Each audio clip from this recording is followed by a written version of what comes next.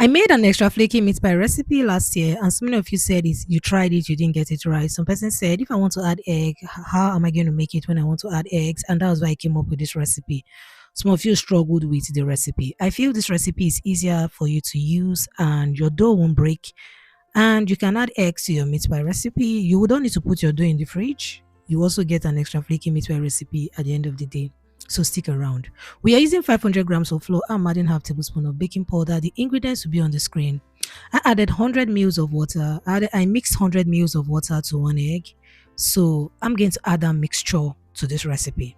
I really do not like adding eggs to my meat pie crust or my meat pie dough because it makes my meat pie crust to be really dried, not flaky, just dried.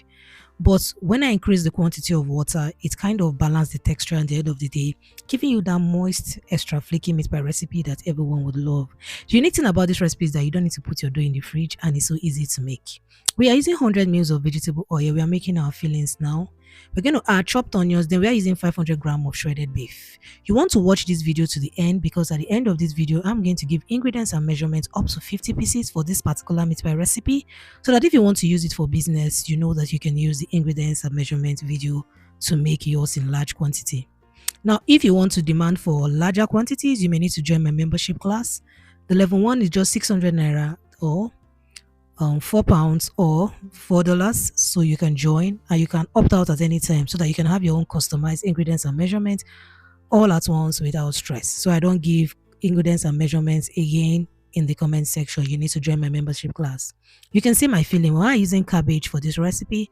The ingredients are on the screen and you can watch this video closely to check out the ingredients. I'm going to put the quantities of the ingredients I use for this video in the comments in the description box. We are using cabbage, carrot, and just green bell peppers. This recipe is so easy. I didn't use spring onions. I didn't use slurry for this cabbage recipe because the cabbage is moist and I don't think I need slurry. It's just okay. We are not using potatoes. You can check the video at the end screen and find out how I made my meat pie filling using potatoes. So you can check that out. Now, I did not put my dough in the fridge. In fact, I made my filling before mixing my dough. So immediately I finished mixing my dough, I went on to start cutting straight away. I told you this recipe, you don't need to put your dough in the fridge.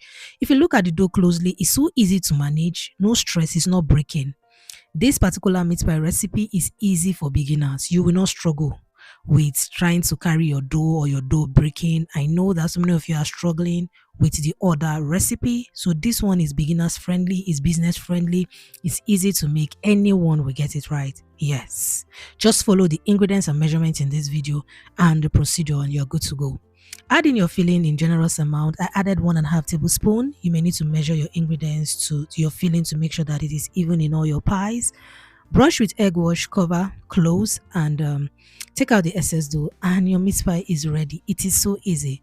After exhausting my dough, that is 500 grams of flour, I had like 10 meat pies, large size. If you are going for medium size cutter or small size cutter, you may even have more.